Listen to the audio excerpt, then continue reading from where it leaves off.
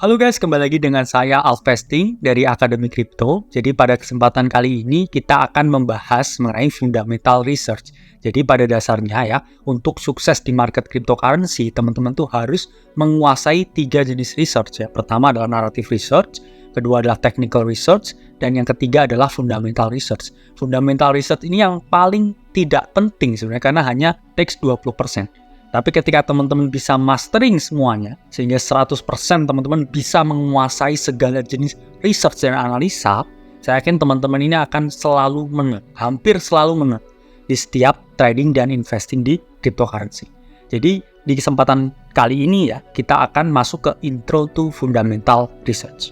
Apa sih fundamental research? Jadi pada dasarnya fundamental research itu merupakan suatu riset untuk mengetahui nilai intrinsik dari suatu project cryptocurrency. Jadi nilai intrinsik ini, value-nya ini teman-teman ukur. Jadi apakah project ini bernilai atau enggak? Secara ekonomi, secara daya tarik ke orang lain, secara impact kepada komunitas. Itu kita lihat dari nilai intrinsiknya. Sehingga kita perlu melakukan yang namanya fundamental research. Mengapa fundamental research itu penting?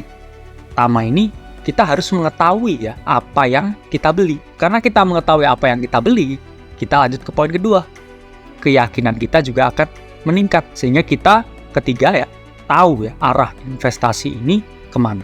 Kenapa penting ya untuk mengetahui apa yang kita beli? Karena ada istilahnya ya, kenal maka tak sayang. Itu juga apply di project yang teman-teman beli. Karena saya yakin ya 80% degenerate di crypto ini mereka itu hanya asal beli ya, hanya asal kan tombol buy. Tapi mereka itu nggak tahu dengan apa yang dibeli. Jadi mereka udah nggak tahu, nggak peduli, ya mereka hanya FOMO buy. Sehingga hal yang paling utama, yang paling penting ini teman-teman tahu ya apa yang teman-teman beli, oke? Sehingga ketika teman-teman tahu apa yang teman-teman beli ya, keyakinan itu akan meningkat ya. Jadi ketika teman-teman tahu nih apa yang teman-teman investasikan, uang teman-teman itu ditaruh di mana, teman-teman tuh akan yakin. Sehingga ketika yakin itu sudah timbul ya, teman-teman tuh nggak akan panik dengan fluktuasi harga.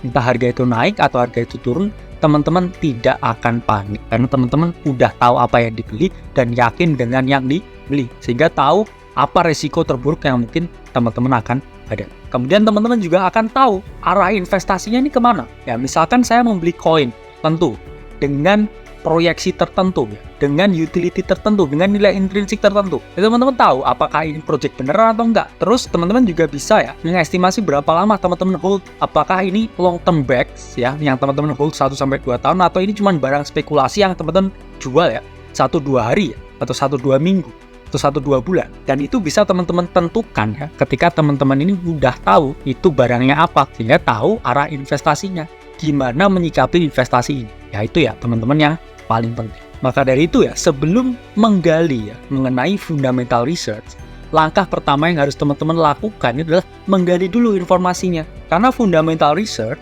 ini base kalau ditarik lagi ke informasi. Informasi ditarik lagi base-nya dari apa? Dari data. Teman-teman harus kuat di informasi ini ya. Terus saya timbul pertanyaan ya, dari mana kita dapat informasinya?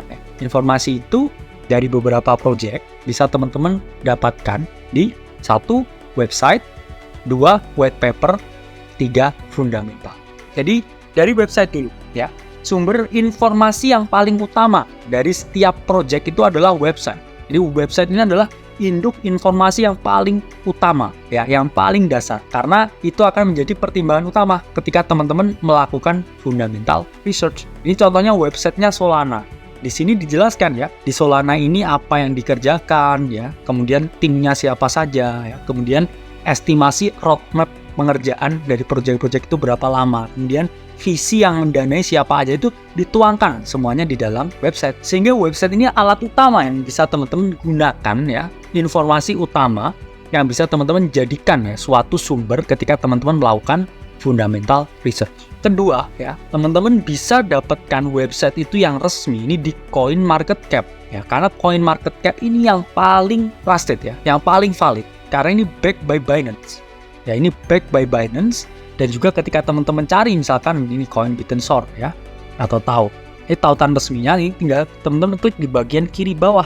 Ini ada situs web ya teman-teman. Ketika teman-teman klik situs webnya, itu teman-teman akan terdirect secara langsung ke dalam page dari Bittensor ini. Oke, jadi resmi ya teman-teman ketika teman-teman gunakan Coin Market Cap. Kemudian kedua, white paper. Jadi pada dasarnya white paper ini kalau di dalam saham ini namanya prospektus ya teman-teman. Jadi teman-teman mungkin yang berinvestasi saham ya, white paper ini adalah prospektus. Jadi white paper ini menjelaskan ya.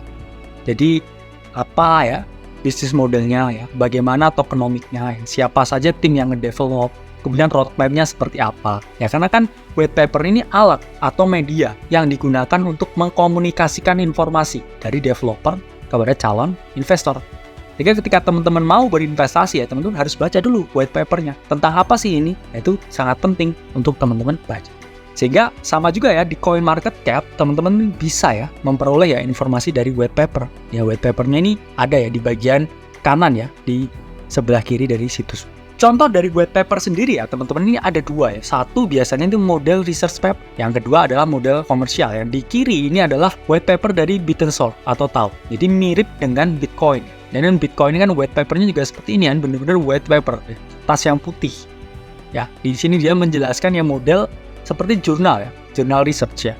Ada abstraksinya ya, kemudian ada penulisnya dan lain sebagainya. Tapi yang model komersial biasanya itu ditaruh di web ya.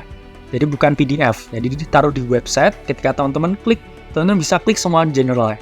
Apa itu yang mereka kerjakan, timnya siapa aja ya, alokasi tokennya bagaimana dan lain sebagainya itu bisa. Itu yang model komersial.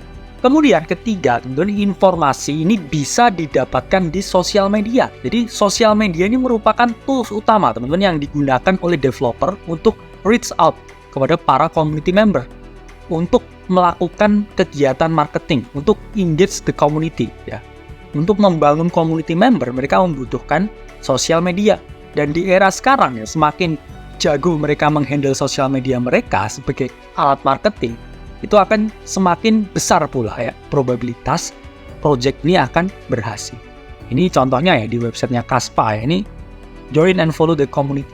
Jadi ketika teman-teman cek websitenya di bagian paling bawah itu selalu ada ya link Discord dan Telegram untuk community member. Yang mana saya sarankan sekali-sekali ya teman-teman ini harus engage dengan apa yang teman-teman beli. Ya jadi beli, kemudian teman-teman juga masuk ke dalam chat group dari community-nya. Sehingga teman-teman juga bisa engage ya dengan teman-teman community lain. Karena serunya ketika teman-teman involve di dalam culture-nya teman-teman Web3 ini, banyak loh ya teman-teman nanti berkenalan dengan teman-teman dari berbagai dunia yang mana memiliki perbedaan ya bahasa dan budaya. Yaitu sisi asiknya juga ya. Jadi teman-teman punya sense of belonging terhadap project yang teman-teman beli. Kedua juga teman-teman akhirnya, aku ketemu teman misalkan dari Australia dan lain sebagainya.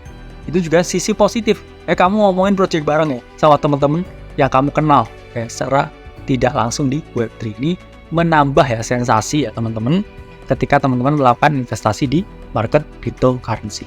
Terus gimana ngolah informasi itu untuk dijadikan dasar dalam fundamental research? Jawabannya ada di modul selanjutnya. Jadi cukup untuk modul kali ini. Saya Alvesting dari Akademi Kripto. Sampai berjumpa di modul selanjutnya.